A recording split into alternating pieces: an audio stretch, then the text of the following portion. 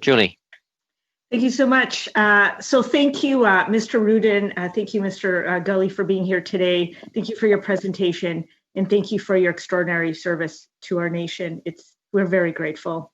I have two questions, and then I would like to give the rest of my time to Ms. Koutrakis. My first question, you had mentioned, Mr. Rudin, that we are in touch quite a bit with international, similar international bodies. How do we line up versus other countries in terms of our resiliency?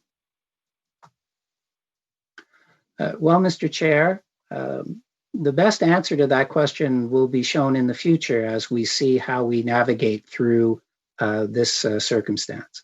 Mr. Gully is a member of the Basel Committee on Banking Supervision, and I'll ask him to comment.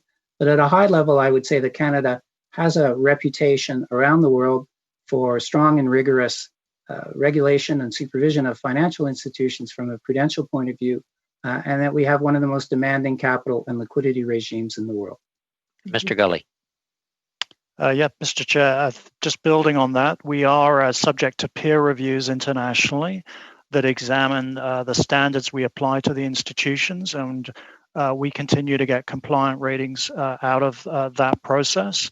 We're also subject to reviews from the International Monetary Fund, which review in more detail the practices that we apply, not just regulations, but supervisory practices. They continue to give us good ratings.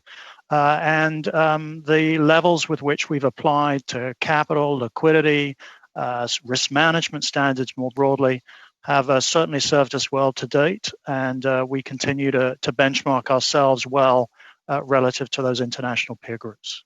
Thank you. Ms. Dzerowicz, quickly. And then my last question is, so we lowered the domestic stability buffer by 1.25%.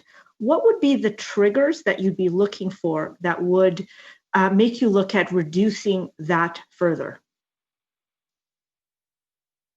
Well, as Mr. Chair, as Mr. Gully mentioned, we wanted to make a significant decrease in order to respond to the severe and extraordinary circumstances that we're in, and to create appreciable space for banks to access the capital, the loss-absorbing capacity they had built up in good times, so that they would need it, so they might need it in these circumstances. So I think a great deal will depend on the depth and duration of our economic difficulties, and also how this is reflected in the results of banks. As we mentioned, there's a great deal of support that's being provided by the government directly to support people's incomes, to fully or partially guarantee loans to businesses.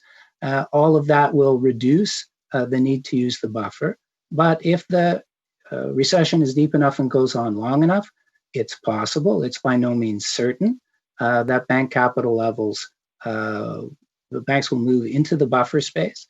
We would consider that a normal and prudent thing for banks to do in a severe recession, to use their capital to support the economy, to absorb losses. And if they move well into the space that has been occupied, we will have to consider whether we should create more space. Ms.